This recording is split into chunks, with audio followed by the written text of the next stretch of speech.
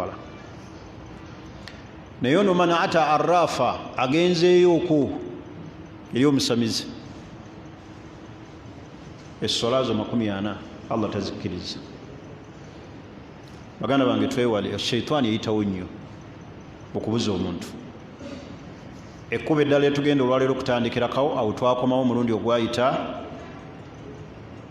nga tumaze okutunuulira ta'dhimu al-qubur, kubanga namwe sheitaani eyitamu nnyo okugulumiza entaana omuli okuzizimba, okuziwandiikako ng'abantu abamu bwe bakola. Baganda bange mutereeze ebijja muziike nga Nabbi sallallahu alaihi wasallam bwe yaziika. Nabbi sallallahu alaihi wasallam yatuma Ali ibn Abi Talib alla yada kabran musharrafa, obutaleka kaburi yonna ezimbiddwa erabibwa nga yakitiibwa okujjako ng'agimenyawo. Tokkirizibwa kuzimba kaburi wadde ogisimeetinga, tokkirizibwa kuteekako ttarazo, tokkirizibwa kugizimbako seminti, wala kitabatun alaiha, wadde oziwandiikako, tokkirizibwa. Hadha haddara minhu nabiyu sallallahu alaihi wasallam. Ensonga eyo nabbi sallallahu alaihi wasallam bye bimu ku bigambo bye yasembyayo mu buwangaazi bwe. Tahdhiru ummatihi, okutiisa abantu ba umma ye n'okubeewaza ta'dhimu al-qubur, okugulumiza entaana. Kubanga hadha min fi'li an-nasara wal yahud, ebyo bikolwa by'abayudaaya n'abanasara alladhina yu'adhibuna al-qubur, abagulumiza entaana. Togisimeetinga, togiwandiikako, kubanga abalijja oluvannyuma balimanya, balirowooza nti omuntu ono ayeebase mu kabuli oluvannyuma lw'okubeera nga isimeetingibwako wa kitalo. Sheitaani yayitamu nnyo, naye mutunulire ebijja byaffe.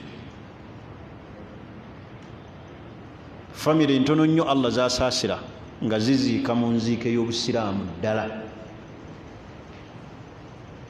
Oli ayinza okugamba n'aleeta ekirowoozo n'agamba nti okusimeetinga entaana kugikuuma, nesaagala gigulumiza, wabula njagala nkuume taata wange, maama wange abeere ng'alabika. Ekyo nabbi yakiziyiza. Endaba eyiyo tesobola kusinga ndaba ya nabbi. Kyobola batugaanibwa n'okuziika ku mizikiti. Hatta oli ne bw'aba yagula poloti ya masijidi nga yazimba masijidi, tebamuziika ku masijidi. Entaana zimulaba ku mizikiti zijjibwewo zitaalibwe baziikibwa abantu. Ku muzikiti tebaziikawo, kubanga abantu balirowooza abalijja nga mmwe temuliiwo nti omuntu ono eyaziikibwa ku muzikiti wa kitalo, batuuke n'okumusaba. Mwe temulaba entaana oluusi eziri ku masijidi nga buli luvannyuma lwa swala bakaluubiriza abasiraamu bagende bazisabire, hatta abawo ne batuuka n'okuzisaba obusabi olw'okugulumiza entaana, ne banyumiza entaana eri ekiteezi. Bo bali bagizimba ne bagiteeka mu kayumba, ne bateekawo n'omusaalo n'ettawaaza, ebbinika efuna wuzu. Hadha ta'dhimu al-qubur. Tetukkirizibwa okugulumiza ntaana. Tuba kubanga twali tukkirizibwa okugulumiza entaana eya Nabbi Muhammadin sallallahu alaihi wasallam yali badde eri mu'azzam, naye sinsimeeting asinga ekitiibwa abantu bonna.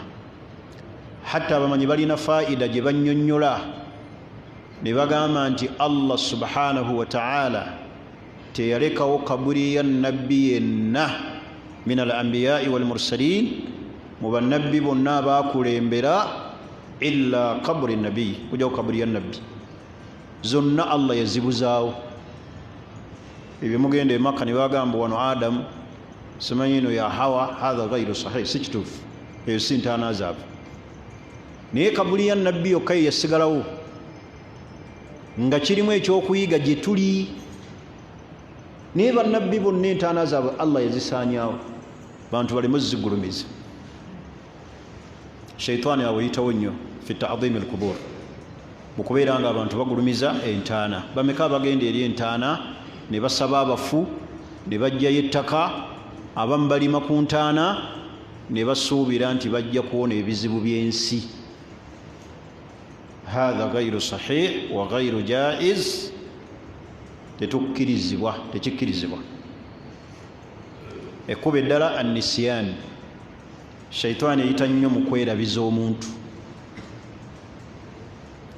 neerabiza omuntu okubeera nga ajjukira Allah we. Obulaba omuntu ayinza okubeera mu swala fayansa miraran, neerabira emirundi mingi, kullama yusalli yansa, buli wasala yerabira. Abadde ayagala okusoma ku Qur'ani, shaitaani nemwerabiza. Kyava Allah subhanahu wa ta'ala ategeeza mu Qur'ani ey'ekitiibwa, Suratul An'am aya y'enkaaga-mu-omunaana, wa imma yunsiyannaka ash-shaytan fala taq'ud ba'da adh-dhikra ma'a al-qawmi adh-dhalimin. Ekyo Allah yali atulaga nti shaitaani yeerabiza omuntu nekujja ku dhikiri, oluusi neeyita mu bantu, muntu abadde yeetegese okukola ibaada,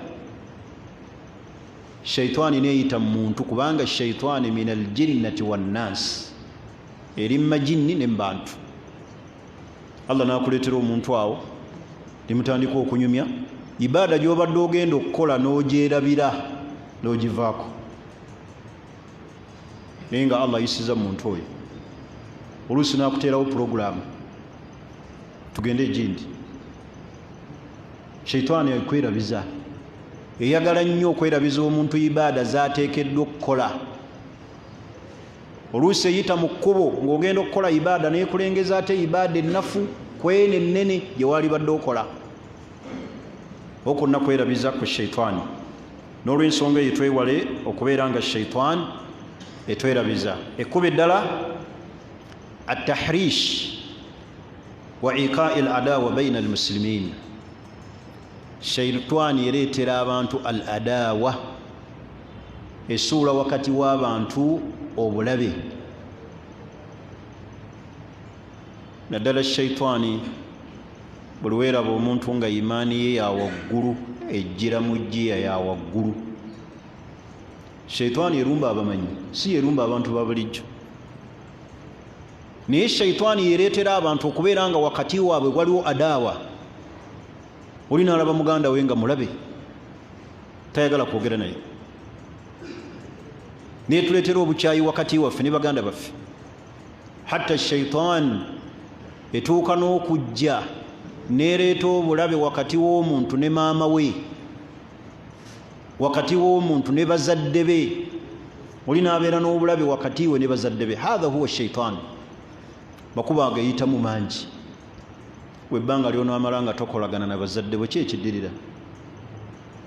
Okubeera nga oli wakati wo ne bazadde be waliwo obulabe, ki ekiddirira? Kulemwa kuyingira jjana.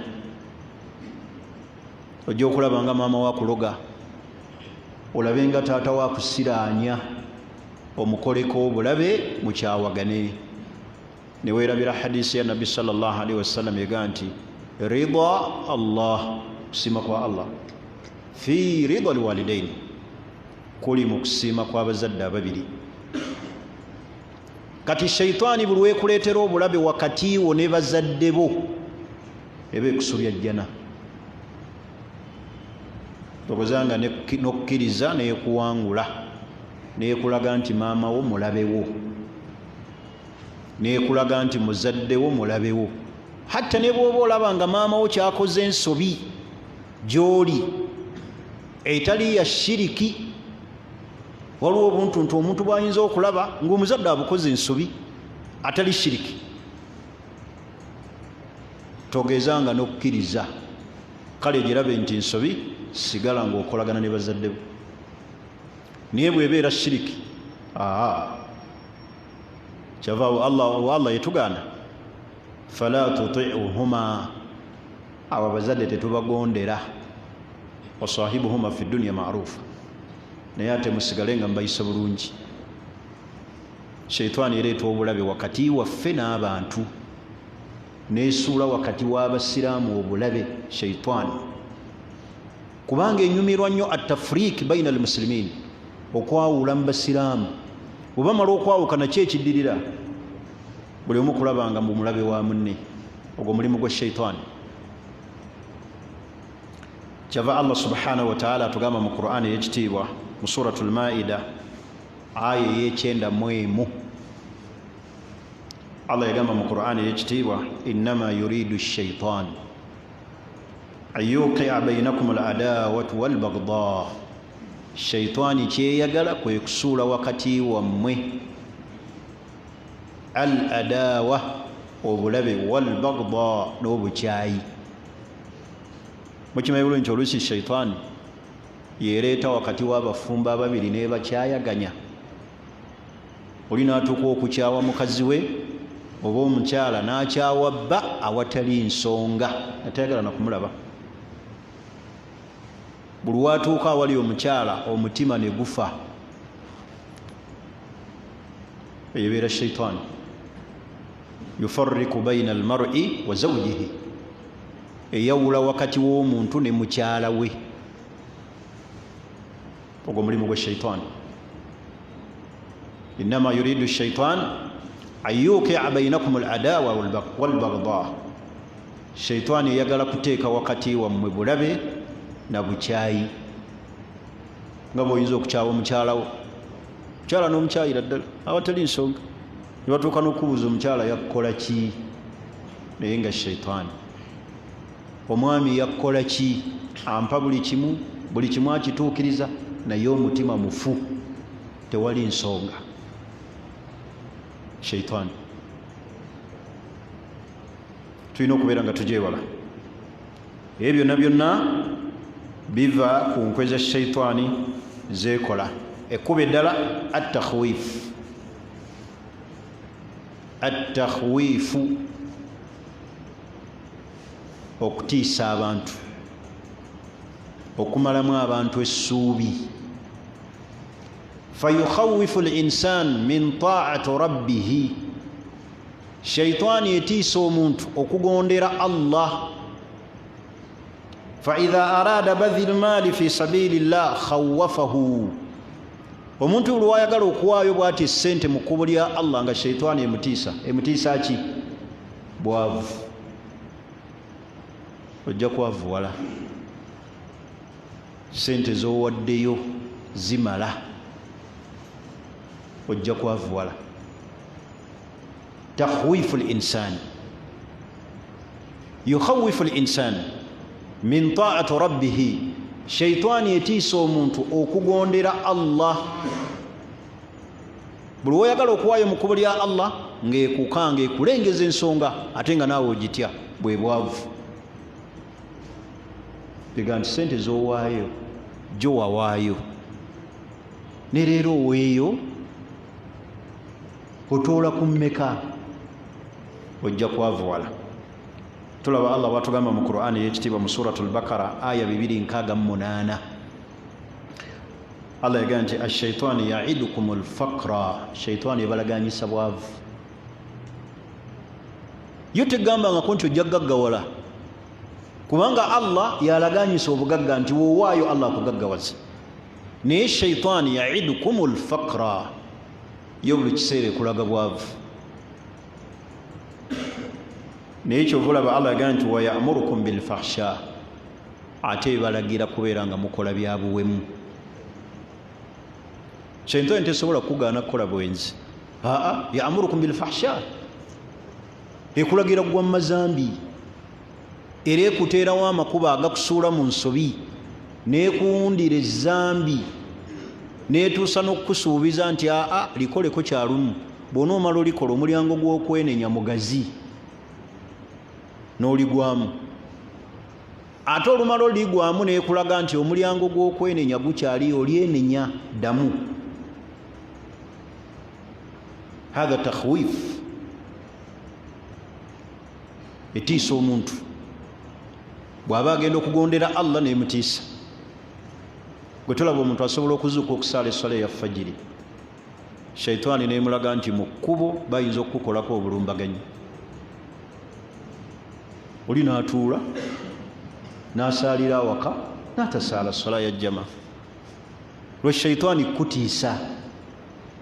N'oba ng'olina ky'oyagala okukola mu kkubo lya Allah okikole, shaitani n'ekulengeza, oyinza okufunamu akabi. Tuli ffenna Basiraamu, nga bwe tugee nti shaitaani mu makubo mweyita ebuza abantu mu kkubo lyeyitamu takhwifu l insani, kutiisa n'okukulagira okukola ebikolwa ebyambyone. buli olaba nga ogenda okukola ekirungi nolaba nga omutima gwo gwekanga.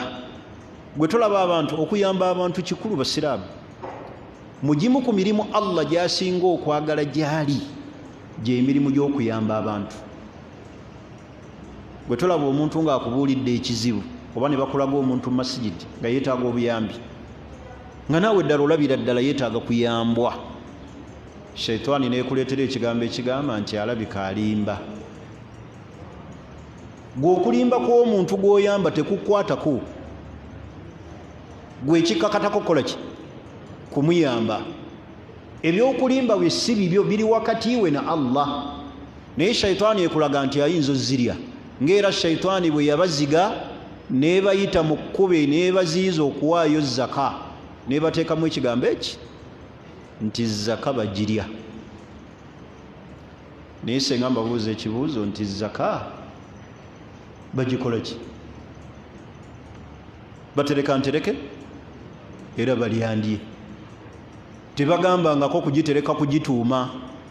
oli naaga nti aa tusoloozezza zaka wano kwalidina emyaka ena tulina obukadde 1,500, bafuna bufunyi musango.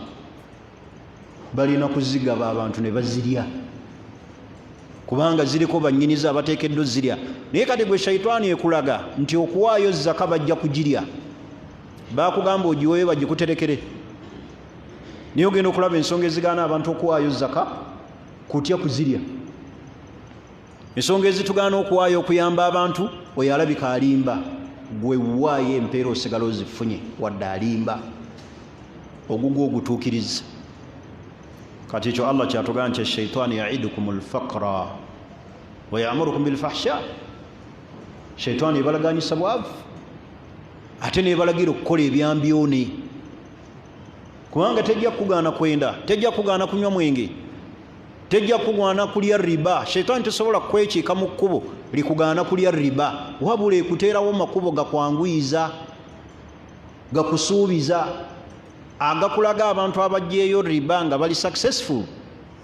gundi azirina zimutambuza, tebamukwatangako bya bugagga. gwe kayina obabalira ne ku ngalo, n'olabira ddala nga naye bw'onoozijjayo ogenda kufuna buwanguzi, naye olumala okuzijjayo neggalawo emiryango, kati n'ofunda ensi neekufunda walira. n'olwensonga eyo baganda bange, shaitaani nga Allah batunyumiza mu Qur'ani y'ekitiibwa, innama dhalikum shaitaani, Allah yagaa nti shaitaani yukhawwifu awliyaahu, etiisa mikwano gyayo, fala takhafuhum, temugezanga ne mugigondera ne mugitya. Allah yagaa nti wakhafuuni in kuntum mu'minin, mutye Allah bwe mubanga muli bakkiriza, temugeza ne mugigondera. ye buli kiseera ejja balaganyisa ekyo. kati kiringa kubanga muntu agenda kwenda, shaitaani tesobola kukulaga mukyala gw'ogenda kwendako nti yalwala dda, wabula eyinza n'okukuleetera obulwadde bwalina nti mayembe. mayembe ge gamuluma, ekya sirimu n'ekijjawo. kubanga era abantu bangi bagenda mu makubo ag'obwenzi ne bamugamba nti oyo gwogenzeeko nno yalwala dda nebba yafa, noga nti sirimu si yamuluma, sikoseero. nekuteerateerawo obuntuntu, n'ogenda n'osaabala obulwadde mu lunaku olwo, n'obonerabonera emyaka 2. eyo shaitaani gwe mulimu gwayo. nga bwesobola okuwundira omukyala omubi nemukulaga nti mulungi, naye olumala omumusobyako neweegatta naye nekugirayo buli bubi bwe, nomugaa teweetegereza bulungi, laba amagulu,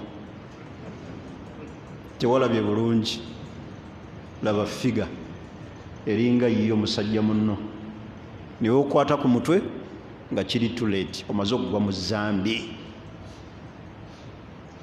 oba ntegerekisi eyo shaitaani tesobola kuga nti oyo mukyala mulwadde gwolaba wa siriimu nti oyo musajja gwolaba mulwadde wa siriimu ekulaga birala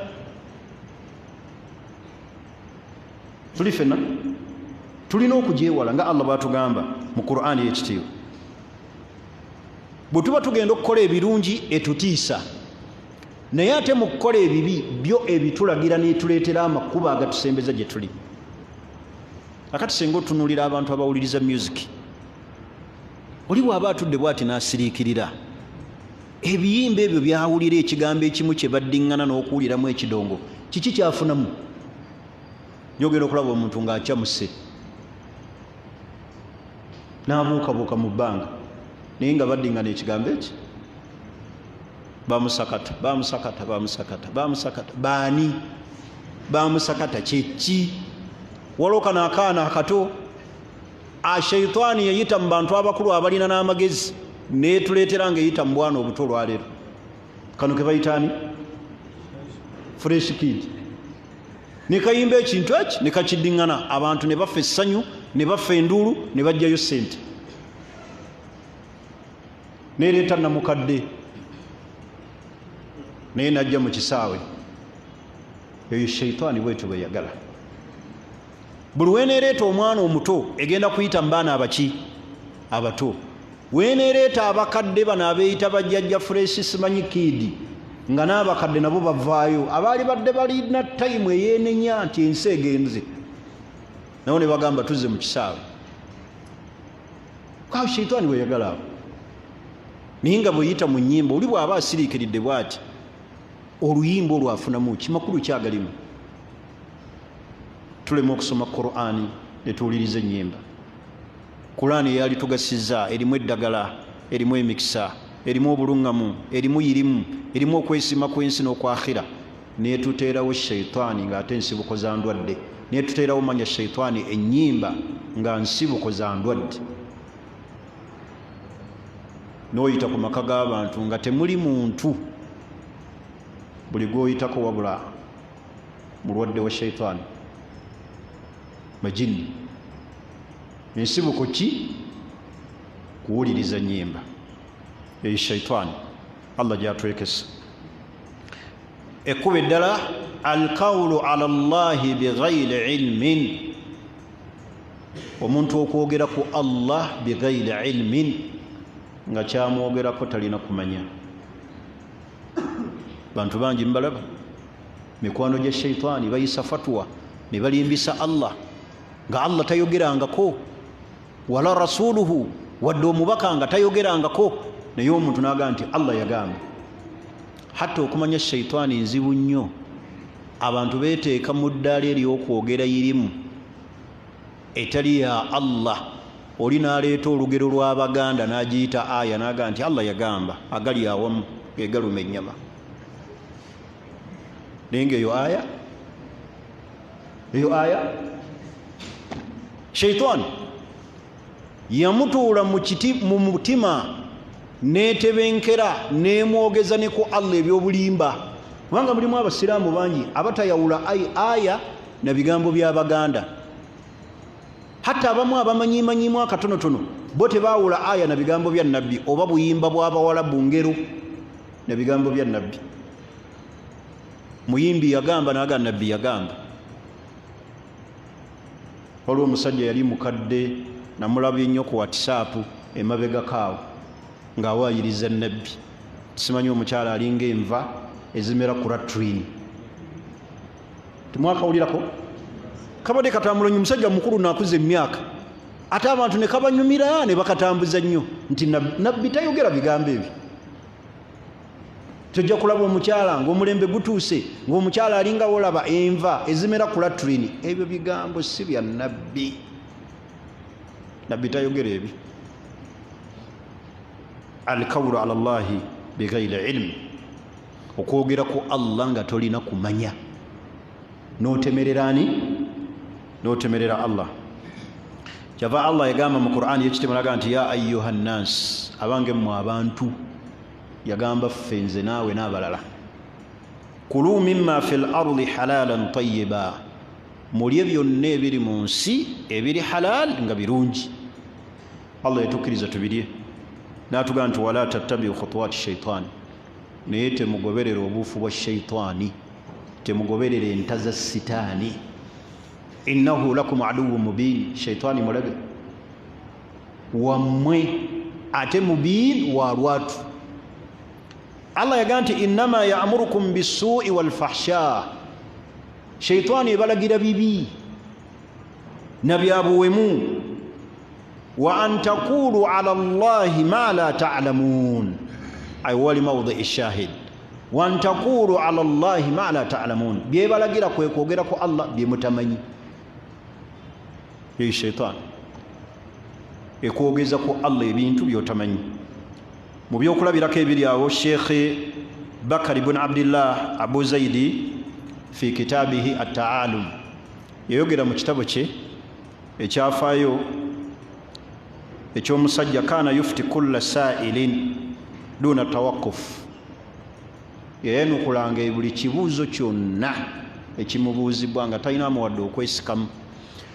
buli ekimubuuzibwa nga akyanukula, abaali bawuliriza ne beekanga ne baga ye muntu wa kika kyo buli kye bamubuuza ng'akyanukula. kyava abayizi ababeera mu darusu badde ebbali ne bafoomingawo ekigambo, buli omu n'aleeta ennyukuta ne bafunamu ekigambo. ekigambo ekyo bayitanga al-khanfashaaru. oli najja nakyo n'awanika omukono n'amugamba nti sheekh, alfan khashaaru kyeki? faajaba, n'akyanukula mu bwangu obw'ekitalo n'agamba nti muti guli Yamani, gwa mikisa, mulungi nnyo. omumanyi omu ayitibwa Ahmad yagwogerako ne nabbi. kasa yatuuka ku nabbi ne bamugamba nti sheekhe komaawo, bali tukkiriza obalimbisa naye tolimbisa nabbi. naye nga kigambo eba kifoomiiza naga gwe leeta ennyukuta gundi, leeta ennyukuta gundi, leeta ennyukuta gundi, tufunemu ekigambo. oli najja n'awanika omukono aga sheekhe kitegeeza ki? awatali wadde n'okusiriikiriramu n'akyanukulirawo mu bwangu nabaga muti guli Yamani, mulungi nnyo, gwa mikisa. omumanyi omu mu kitabo kye yagamba bwati ne bwati, ne nabbi yagamba bwati ne bwati, ng'abantu be bava okifoominga wali. alkawulu ala Allahi bigayri ilmu. kasita omuntu ayogera ku Allah watali kumanya, bameka be tulaba abayisa fatuwa ezikkiriza abantu okukola ebikyamu. abo be mulaba abayisa fatuwa ezikkiriza abantu okukola ebikyamu si kirala, shaitaani ze zabatuula wano, ze ziboogeza. buli ekijja batabuti, talina amuga nti ekyo nja kudda enkya, katukitunuulire tulabe, katwetegereze. buli ekijja ekimubuuzibwa yujibu bisura mu bwangu bw'ekitalo. naye omuntu watuuka okutemerera nabbi ku kigambo ekifoomingiddwawo nga bwe bunaatula wali ebweru ne mugamba nti leeta gwani nze Hamza, gwani Ahmad, gwani Zaidi, mumubuuze ekigambo Zayada. Sheikh Zayada kyeki? ti Zayada olwo luzzi luli mu jjana, luzzi luli mu jjana, gwe teweekanga. alkawulu ala Allahi bigayri ilmu. baganda bange okwogera ku Allah watali kumanya, kyotamanyi sirika, kyebakubuuzizza nga tomanyi sirika. hatta omuntu mwasinga okufuna ekitiibwa kwe kumubuuza n'agamba nti simanyi, ekyo sikimanyi. tekirina kyekikendeeza ku irimu yo, ate ekikendeeza irimu yo n'ekitiibwa kwe kwogera nga kyoyogedde tokikola ki, tokimanyi. ekivaamu ng'abantu bakunafuya baga nti oyo bwatyo alimba bulimbi. okwogera ku Allah bigayri ilmu, awatali kola ki, awatali kumanya. n'olwensonga baganda bange tubeere nga twewala ekigambo ky'okutemerera Allah subhanahu wa ta'ala, tubeere nga twewala kigambo kulimba. ensonga endala tazyin li fi'li al-ma'siya, shaitaani ewundira abantu okukola amazambi shaitaani egawunda. Buli zambi lyolaba shaitaani eriwunda. Omwenge neguwa amannya amangi, ntegerekisi ibaada neziteekako amannya agakaluba, obwononefu nebuteekako amannya agasikiriza abantu. Tuli ffenna basiraamu, omuntu ayinza okwenda ku mukyala ng'ekimukubye ennyo kwemyosa kwa mukyala mimwa, ataddeko lipstick, ekyo kyokka omuntu ne kimuyisa bubi, shaitaani nemulaga. Naye ng'omumwa gw'omukyala okweteekako ddala gwali badde gwe kusuula mu bwenzi, bw'oba olowoozezza ennyo, n'alaba bulabi mukyala ng'abigula bubiguzi kabina, n'afa entuuyo, naga ddala mulimu kyomu, ayagala kukyekinga, n'afundikira ng'agudde mu maasiya. Shaitaani ewundira abantu obwononefu, ekibi ekiwunda n'ekirungiya nekirabika obulungi. Linga wallahi maasiya, kujemerani, kujemera Allah. Nolaba ebintu ebikyamu shaitaani n'ebiteekamu essanyu. Kakati tunuulira abantu abagenda mu ndongo n'asasula ssente ate n'azina n'atuuyana n'akoowa n'atambula ekiro ssaawa 9 n'adda awaka. Asasudde ssente, azinye, atuuyanye, akooye, atambuza ebigere. Hazo shaitaani. Temwatunulira wano Gaitano bwe yakola ebyambyone ku lutimbe lwa TV ng'ensi yonna eraba e South Africa, abantu tebaffe enduulu, naye ng'ebyo ebikola bikolebwa mu bantu. Najja entebe okumwaniriza nga muzira, kwegadanga misana ng'abantu balaba, n'omukulembeze w'eggwanga n'amuyita mu State House olw'okuleeta omudaali ogwo. Ebyo byaliwo, temwalaba Big Brother Gaitano we yakyakira. Shaitaani bwetyo bwekola, ewundira abantu obwononefu n'ebalaga nti bulungi. Oli omuntu okukwata obukwasa omuyimbi mu ngalo alaba nga kitalo, omuyimbi n'ayimba n'atuuyanira mu mujoozi n'agugjamu nga guunya n'agukasukira abantu ne bagulwanira, bagwagala. Bebekulu yava gwambala, Kamiliyoni yabadde agulina, Bobi Wine yakoze bw'ati. Kakati baganda bange, hadha huwa shaitaani. Kuwundira bantu bikolwa bikyamu n'ebibalaga nga biki ebirungi naye nga biki bikyamu. Tuli ffenna okwazina kutuusi, ozze kukola kikwazina soko yazine mmalirize n'ensonga ezi mbate, kubanga engeri gye njogera ku shaitaani ziyinza okutukosa abasigadde. Tumalirize nga bukyali.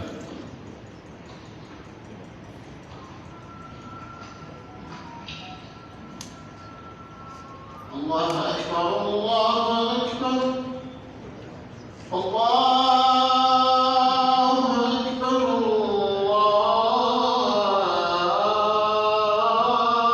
Allahu akbar. Ashhadu an la ilaha illallah.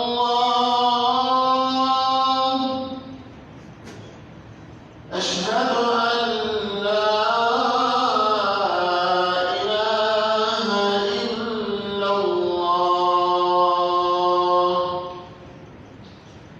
أشهد أن محمدًا رسول الله.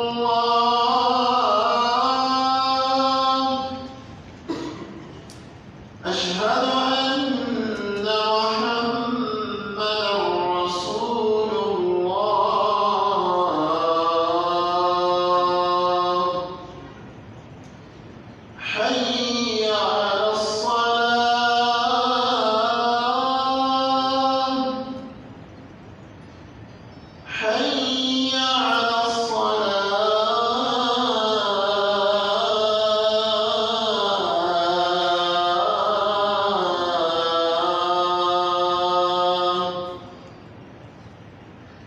حي على الفلاح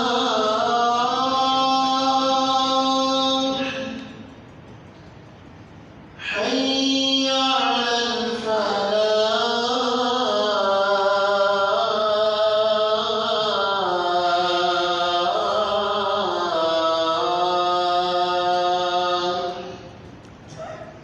الله أكبر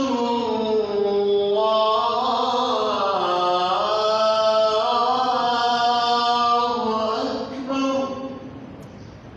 لا إله إلا الله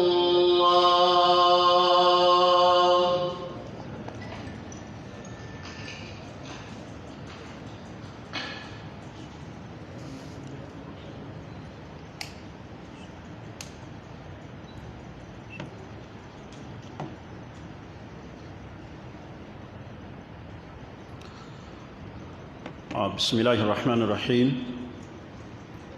Mbadde ndi ku nsonga eddirira esembayo nti mu makubo shaitaani mweyita okubuza omuntu tazyinu li fi'li al-ma'siya, okuwundira ebikolwa eby'okujeemera Allah. Nga bwe mulaba ejjana Allah yagiteekako ebintu abantu bye batamwa, ate omuliro Allah n'aguteekako ebyo ebisanyusa emyoyo gyaffe. Omuliro gujjuddeko bintu bantu bye baagala. Obwenzi buli ku muliro, ennyimba ziri ku muliro, riba ali ku muliro, bintu byolaba ebirungi byonna byetoolodde muliro. Ate abantu bye bataagala bye byetoolodde ejjana, kusaalako ekiro, okuliisa abantu, okusiiba olw'emmande n'olwokuna, ebyo byonna byetoolodde ejjana, abantu bye bataagala. Ate ne twanguyira nnyo shaitaani byeyagala, bitwanguyira. Tulina okwewala shaitaani, okusaba Allah ogitutaasa ereme okutubuza. Naye mu makubo ageeyitamu nga bwe tuzze tugoogera, makubo mangi.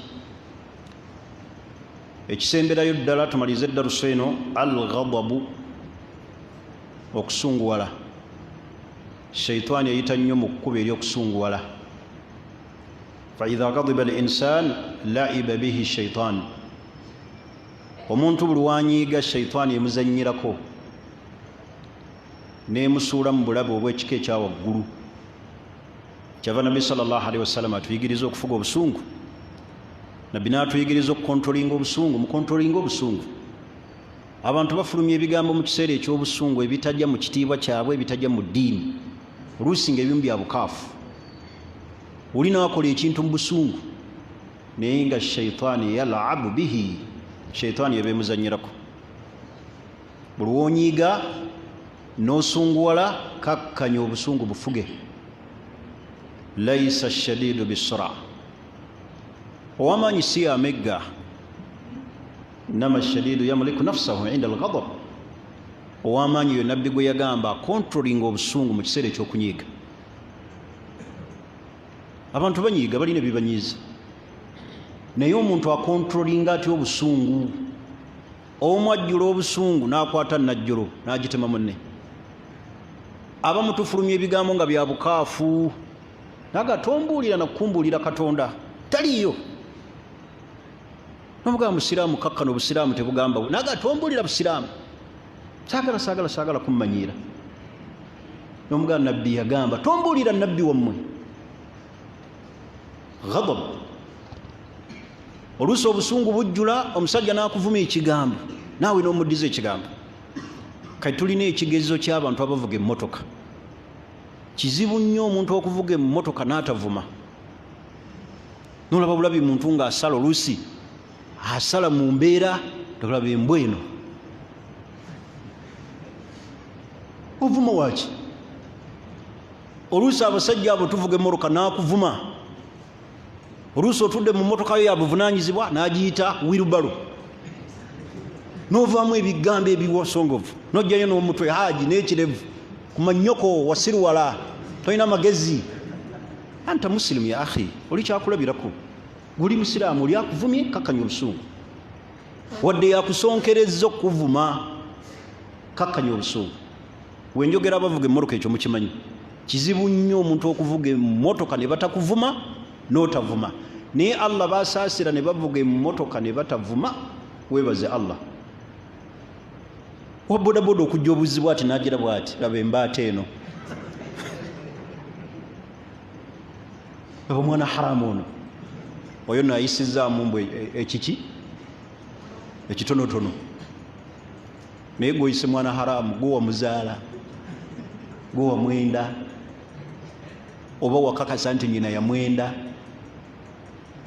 Akati busungu abamu tukozesa obusungu ne butusuula wala. Ate kati ekizibu kyemulina naddala mu abavubuka abamu mumanyi mbu obusungu ye imaani. Siika wa kika kyoyo atanyiigako. Okunyiiga si bwe busiraamu. Hata Nabbi sallallahu alaihi wasallam kana yatabassam, Nabbi yamwenyanga, kana yamzah, yalinga asaaga. Niye olina asunguwala naga nze ndisekera mu jjana. Oli okakasa ogenda giyingira. Tukontrolinga obusungu tebutukozesa ensobi. Abamu banyiiga n'atumbiira n'ajjula obusungu n'asanga mukyala we ng'akoze ensobi n'anyiiga n'akwata ebintu byonna mu nju n'abyokya, n'akwata engoye zonna ze yamugulira n'aziteekako petroli n'azookya. Saagala kummanyiira, simanyiirwa mukazi. Bintu byonna n'abijjayo mu nyumba n'abikumako omuliro. Nalabako omusajja nga nkyavubuka, batabani be bamunyiiza, musiraamu Haaji, Allah amulungamye kuba akyali mulamu. N'anyiiga ne batabani be n'abambula ennyumba gye yali yabawa, nyumba nno ddala kizimbe, n'akibambulako amabaati n'akikoonawo. Kumunyiiza kantu katono. Tunulira obusungu obwo. Akati gonyize n'omukyala n'oyita bawannyondo ne batandika okugjako amabaati anviire. Nyumba yiyo gwe wagizimba ogijjeeko amabaati ogikonyeewo, ate naye tolina ogenda kusula ogenda kupangisa, ate olumala okugijjawo n'okkakkana n'ogaba bwali busungu. Ne bugamba butya? Olwo ebintu ebitusuula mu nsobi, mu bintu ebitonotono, sheitaani ekisemberayo ddala ng'oggyeko ekkubo ery'okunyiiga. Okunyiiga tuyige okubeera nga tukontrolinga obusungu. Naddala abakyala banyiiga mangu ate bo bajjawo mangu obusungu. Sheitaani tegeeza nekozesa ensobi mu kiseera ekyokunyiiga. Notta omuntu mukyala anyiiga bunyiizi nga bbaawe awasizza n'amuga ffenna tumufiirwe, n'amutega obutwa mu mmere, n'amuteera obutwa mu kyayi, naga ffenna tumufiirwe. Abamu babasalako bitundu bya kyama n'amugera nga yeebase n'abijjako. Abamu kyakola addira ennyumba bbaawe nga mwali n'abaana bayawasizza, ebyo mbimanyi bulungi mbirina. Nyumba n'agiteekako petroli yonna n'agikumako omuliro, n'ayokyeramu abaana be nebba, ffenna tumufiirwe. Omuntu agenda n'anyiiga nga atali musiraamu. Abatundu batuga Haaji onyiiga nga atali musiraamu. Naganze bwe mba nnyiize saagala kintu kyonna kunsala mu maaso. Busungu bwange bubi nnyo. Tukontrolinga obusungu tebutukozesa ensobi. Lumu abasajja Abayudaaya baavuma Abubakari nga Nabbi alaba. Nabbi n'aseka nga abasajja bavuma Abubakari. Kati Abubakari yalowooza mulinga omuntu nti Nabbi aseka lwakuba Abubakari taddamu. Abubakari naye n'aweereza, ate Nabbi n'anyiiga, n'asiba emitaafu. N'amugaa kiki? N'amugaa nti obwedda bakuvuma ng'osirise nga ndaba sheitaani zizannyira ku bantu abo, nga ndaba sheitaani zibaddamu zikulwanirira, bamalayika bakulwanirira, naye ate bozzeemu nozzaayo. Toza mulaba basiraamu naye gwe olabanga atazzaayo omunafu. Oluusi shaitaani eyita mu bantu ne mumajinni nga Allah bwaga nti minal jinnati wannaasi. Omuntu asobola okujjaawo n'akuvuma ng'otudde n'osirika n'okontolinga obusungu. Abantu bennyini abalo ne baga nti haji wulira ebigambo, wulira omwana bwakutuuzizzaako tabo naawe n'osituka. Eyo kati ye shaitaani. Tozzaayo, gumiikiriza. Tuli fena ekkuba eddala shaitaani mweyita erisembayo filmaali, mu ssente. Shaitaani eyita mu ssente. Ssente kikemo. Shaitaani eyita mu nnyo. Either okubeera ne ssente ezizo ennyingi, shaitaani nekozesa buli kyoyagala. N'ogula abakyala malaaya, n'ozimba ebbaala, n'ozimba loogi, n'olunda embizzi enzungu, n'ogabula omwenge, kuba ssente we ziri. Hata abamu bakola ne pate shukuru, n'ayita abatali basiraamu n'agamba bannaffe mbawe banywe, ne banywa lwa ssente. N'agamba n'abasiraamu nabo nabakoledde tenti yaabwe nammwe munywe. Ssente oluusi ssente ezitali zaffe kikemu, shaitaani eyitamu. Oli n'akuwa emitwalo 2 n'agamba gintwalire ewange wali, onooba ogenda ekitebi ky'amaka ontere ssente awaka. Purogulaamu n'ekyukirawo amangu awo nga bakutumye butumi, n'otemyako kiro y'ennyama, n'ogulako engege kuzitali zizo, n'essimu n'ogijjako gwe batumye. Oli n'agamba ssente enzibu zaggambye zitya? Olwatuuse ne zigamba ziti. Oli ne bamuwa buyi ssente zitwale ku masigidi mu bbaasa. Oli n'awandiika ebbaasa n'agamba nti masigidi alidina ntwalira ssente ezo zimpeere imaamu. Ebbaasa oli n'agisumulula alabe ekirimu ziri mmeka. Olumala okuzibala nti emitwalo 25, agamba tekisoboka imaamu kumuwa 25. N'agula ebbaasa endala n'ateekamu 5 n'awandiikako masigidi alidina. Oyo n'aba atuusizzaako, abalala abuuza mbuze n'abika yagudde. Zagambye zitya ssente ze bakutumye? Oli n'omuwa emitwalo 5 ginterekere. N'omugamba ssente zange, n'agamba sheekhe nsonyiwa ninako gumu kitundu, nfunyaawo ekigezo, bankubidde essimu awaka, omwana abadde mulwadde neezijjako naye nsabira ennaku ezi ngenda kuba nzikuwadde. Taba zikuwa. Ne bakubira essimu ng'omwana alwadde, waali badde okola otya? Olinga waakuwadde ssente z'emitwalo 5 nga kaawamu katereke nga bwe kali, atuuka okakusaba okamuwe. Naye oli n'akuwa emitwalo 5 n'omuleetera jjegejjege, obuvungisi. Waliwo ekintu kyentera okubawo ekyokulabira ku kitono nnyo, kiri simple. Wano mmwe abasiraamu, senga wabeerawo omuntu afa ne bakutuma otwale mayiti ye e Bulemeezi oba e Masaka oba e Ssingo oba e Mbaale, oyinza obutagituusa mayiti. Ne bagamba nti twatumye mayiti eno n'agipapa, yabuze nayo. Ne bamulinda, abuze ne mayiti, talabika. Mayiti ne ssente ki ekisinga obuzito? Mayiti ne ssente ki ekisinga obuzito? Mayiti. Lwaki mayiti etuuka nga bagikutumye? Emitwalo 3 ne gitatuuka, n'obula nazo n'ojjako essimu. Naye mmwe musobola okubula ne mayiti, essimu n'ogijjako. Olaga nti tulinda mayiti okuziika, musiraamu talabika. Oba nejjanga bagijjeemu enjala. Kisoboka ekyo? Naye wano omuntu omutuma emitwalo 4 n'agulako amenvu, ezimu n'azijjako. Naga wampadde 2 tewabaze. Shaitaani eyita mu ssente. Shaitaani eyita mu ki? Mu ssente. Muzeewale nnyo ezitali zammwe si zammwe, kye bakutumye kituuse nga bwe kiri. Shaitaani eyita mu nnyo. Alaawo wewangulidde abantu sente oba ntegerekise shaitani ku kigambo ono awo esuula n'ennanga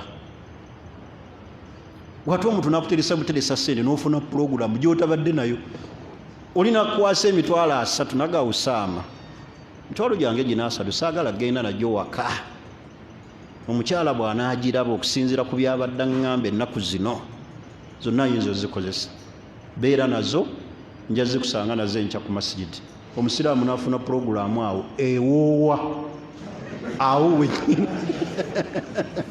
ewoowa naga ku sente zino bwempoowako nemuwaka amahale 15 zizo puroguramu amangu ago nejja ng'ate nnene hatta abamu babula ne sente n'omuteresa sente zo n'abula n'agenda ku bizinga taddayo kusaala n'agenda gundi yalaga wa Kiguli talabika naku zino takyalabika mukube ku ssimu mutuuke eka waka tetumanyi gyali waliwo ava ekalangala naga namulengeddeko ku kidyeri ng'agenda sente mutegere shaitani mweyite sente oba oyagala ogiwona sente zifuule nti ezitali zizo si kiki tozikolerako puroguramu hatta kazibe za mukyala si zizo ez'omukyala za mukyala niyo omukyala n'abeera ne sente zaawo n'omuteerawo puroguramu n'omulimbalimba nja zikuwa ate nyinza okuddukako fe tusula naawe n'amala ozikuwa bwebba nosooka onyiiga buli wakugamba ku sente n'onyiigira ddala naye gwe nsaba sente tolya byenkola tobiraba ani yagamba sente za mukyala zireke omuwadde mahalege galeke agalye togalyako togamuggyako tokola puroguramu ku sente za mukyala zize naye fe oluzirengera bwe pa n'otegeera nti yatunze ettaka ewaabwe otandika okwegonza awo n'amanya ne gaba sweetheart neweewoomereza alaga Hussein ono laavu yagijjeewa alina kyakola ki kyabaza olumala ozifuna bwe pa atandika okukyusa kkala nga n'omukyala atya n'okukubanja ojja onyiize aka haji mutandikirewo olukugambako n'onyiiga sente shaitani eyitamu nnyo era etusudde bangi awo ku kigambo kyaki kyesente saba Allah kitukingirize kale n'olw'ensonga eyo baganda bange abasiraamu olwaleero katukome awo darusu yaffe omulundi ogujja tujja kufundikira omusomo guno n'okwekingiriza shaitani amakubo mwe tuyita okwekingiriza shaitani njagala okusembyayo ensonga Allah agitugezesezza nayo nnyo naddala ku mulembe guno ensonga y'ebifaananyi naddala amasimu gano batono nnyo abalina essimu nga Allah tabagezesezza na bifaananyi ekituufu kiri nti ebifaananyi biri haramu abantu naddala basaasanya ebifaananyi ebyaffe nga mubisaasaanya mukole tawuba y'okubisaasaanya tawuba ebyekubya tusaba Allah agikkirize twenenya n'abantu abasaasaanya ebifaananyi byaffe nga batimba darusu gye zigenda okuba ne muteekako bifaananyi ekikolwa ekyo kikontana n'obusiraamu era si ffe tuba tukutumye twewala ebiki omuntu anaddayo okusaasaanya ekifaananyi ekyange kuba siina gwe nali nkisindikidde naye anaasaasaanya ekifaananyi ekyange njagala message eno ogiwulire ekyange kyolina nkyeyambuludde nkikoze ki ogwo omusango gusigadde gugwo tuve ku biki ku bifaananyi olw'oluvannyuma lw'okwetegereza obujulizi obwajja nga buviira ddala ku nabbi obulaga nti buli muntu yenna akuba ekifaananyi wa muliro tuve ku bifaananyi abalina ebifaananyi byaffe ebikadde nga mubisindika nga mubifuula bujulizi si bujulizi obulaga nti ebifaananyi biri ki biri halaali nsaba ebigambo bino mbiwulize bulungi, ate nsaba Allah kwaba tunywereza tuve ku biki. Temuddayo okusindika ebifaananyi byaffe, temuddayo okukola posita zonna ez'eddarusu ne muteekako ebifaananyi. Erinnya limala, gundi ajja kusomesa kwalidina kimala kusinga bulutimba ekiki ekifaananyi. Abamu batuweebuula, abamu bakwata ebifaananyi babigatta n'abakyala, nakiweereza omuntu tagala baseeka wamu. Tuve ku bifaananyi. Bigambo bino buli yenna biwulidde ekifaananyi ekyange toddayo kisindika, kuba ate sirina gwe nali nkisindikidde. Tubyejjeko, biri haramu. Nabbi sallallahu alaihi wasallam yaziiza kullu musawwir fi nnar, buli akuba ekifaananyi wamuliro. Tusaba Allah tukingiriza omuliro n'ensobi ezo obugayaavu bwe tubadde tulina ku bifaananyi naddala bino eby'essimu. Tusaba Allah tusonyiwe, tubyenenye tudde eri Allah. Attaibu min adhambi kaman la dhamba lah, ayenenyezza ezambi abanga atalirina. Kati gwojja okusigaza ezambi ery'okubisaasaanya. Saba Allah tukutegera ebigambo bino n'okubiteeka mu nkola. Subhanakallahumma bihamdik ashhadu an la ilaha illa ant astaghfiruka wa atubu ilayk. Waliwo nansindikidde bino byetaagako darusu namba naye nga mbifunye insha Allah, tujja kubyogerako. Okusaba okusomesa wa Hassan al-Basri, obuzaale bwe, taata we, biki byetaaga time insha Allah. Gwe obuuza wekka ekibuuzo eki, gwe wekka gwe gwenzikiriza. Naam. Sheitani mu lulimi Oluganda kitegeeza ki? Ani akimanyi? Sheitani mu Luganda bakiyita ki? Ani? Sitaani? Awo mba temuyambye. Kiringa muntu okubuuza what is water, n'osiriikirira ennyo n'ogaa nti water is water. Akala oli wakubuuza Sheitani kye ki mu Luganda?